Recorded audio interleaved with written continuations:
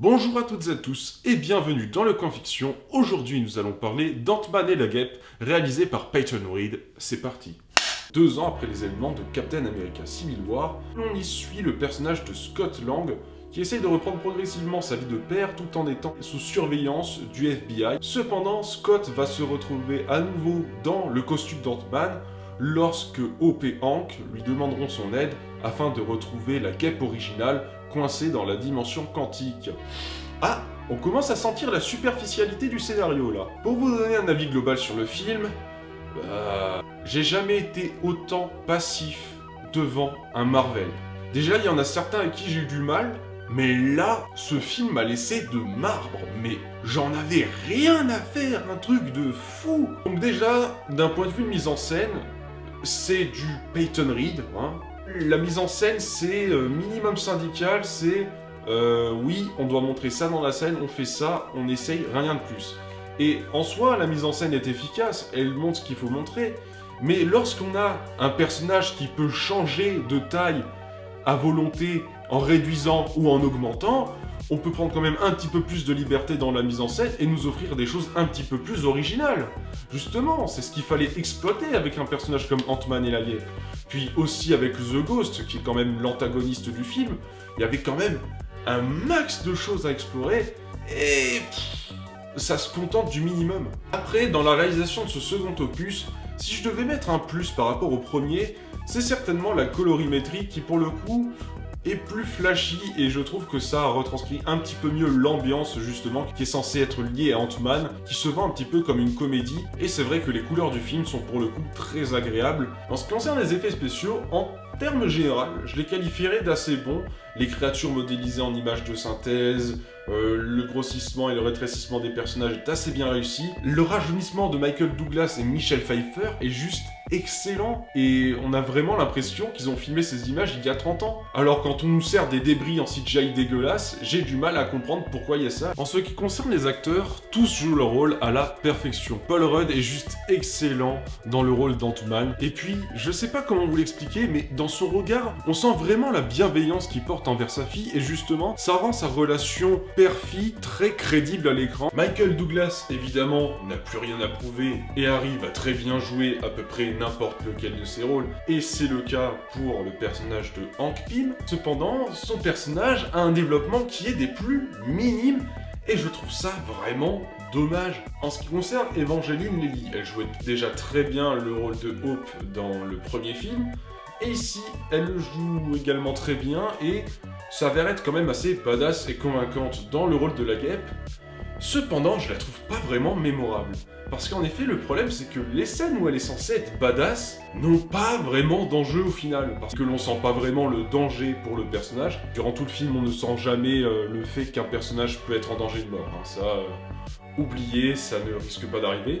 Mais venons-en maintenant à la plus grosse faille du film, le scénario. Encore un film avec une réalisation banale, mais un bon scénario, ça passe toujours. Parce que si l'histoire est suffisamment entraînante, à la limite, le fait qu'il n'y ait pas une mise en scène hyper particulière n'importe peu vu qu'on illustre quelque chose qui est intéressant. Là, le souci, c'est qu'on a une mise en scène plate qui illustre quelque chose de plat. Déjà, avec ce film, on a un immense problème d'enjeu. Je trouve que le seul fil conducteur du film, qui est d'aller chercher la mère de Hope dans le monde quantique, est juste trop faible pour faire tenir un film sur 2 heures. Et bien sûr, comment est-ce que l'on peut pallier à un manque d'enjeu au sein d'un film? On met des sous-intrigues. Alors en soi, les sous-intrigues dans un film, ce n'est pas un mal, parce que regardez par exemple la trilogie du Seigneur des Anneaux. Elle se construit de cette manière-là, fil rouge, sous-intrigue 1, sous-intrigue 2.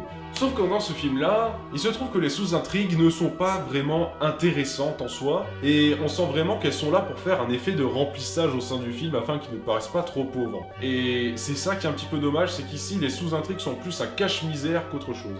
Mais bon, en soi, on peut pas forcément reprocher le manque d'enjeu de ce film, étant donné que ce dernier se vend comme une comédie. Et donc, à la limite, ici, c'est plus l'action qui est au service de la comédie que l'inverse. Donc, d'un certain point de vue, on peut dire que ça passe. Sauf que le problème que j'ai eu avec ce film, c'est que la partie comédie, elle a été inefficace sur moi. Après, le problème avec l'humour Marvel, c'est pas qu'en soi il est tout public. On peut faire des bons films tout public avec de l'humour, y a aucun souci.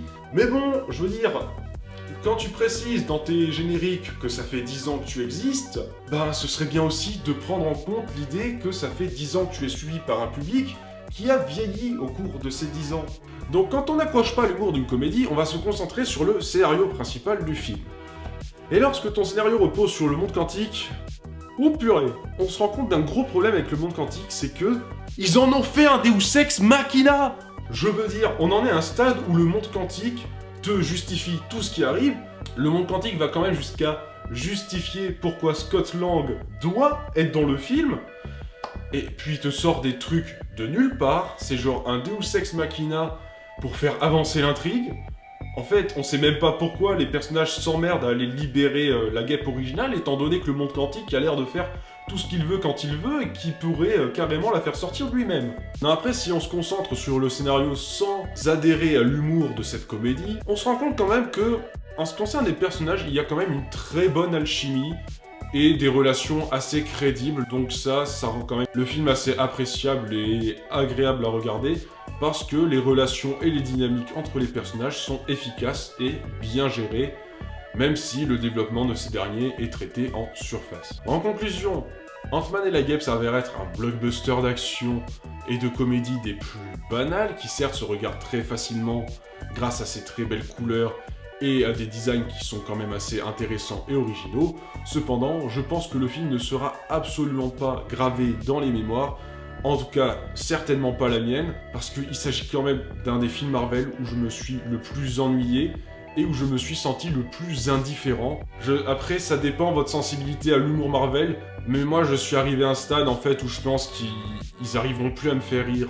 Je veux dire, là encore, Avengers Infinity War et Black Panther, ça marchait parce que c'était devenu plus sérieux, mais c'est vrai que quand je regarde un petit peu les films qui se vendent comme des comédies, par exemple Spider-Man Homecoming, j'ai essayé de le revoir à nouveau, mais là pour le coup je trouvais que l'humour tombait à plat, donc je pense que c'est vraiment moi qui ai un problème avec l'humour de ce film, mais après on peut quand même pas nier que le scénario est plat, qu'il manque sacrément d'enjeux, puis surtout j'ai vraiment l'impression que Marvel voulait juste sortir un film de transition pour nous faire patienter avant d'avoir des films un peu plus ambitieux. Et puis pour finir, j'aimerais dire que ce qui manquait vraiment à Ant-Man et la Guêpe, c'était de l'ambition, parce que ce film en est totalement dénué. Donc voilà, la vidéo est à présent terminée, j'espère qu'elle vous aura plu, et vous n'hésitez absolument pas à me dire ce que vous avez pensé du film Ant-Man et la Guêpe dans les commentaires, parce que c'est vrai que mon ressenti par rapport à ce film a été majoritairement déterminé par mon rapport avec l'humour du MCU, donc je serais curieux de voir ce qu'ont pensé des personnes qui ont un rapport différent avec cet humour.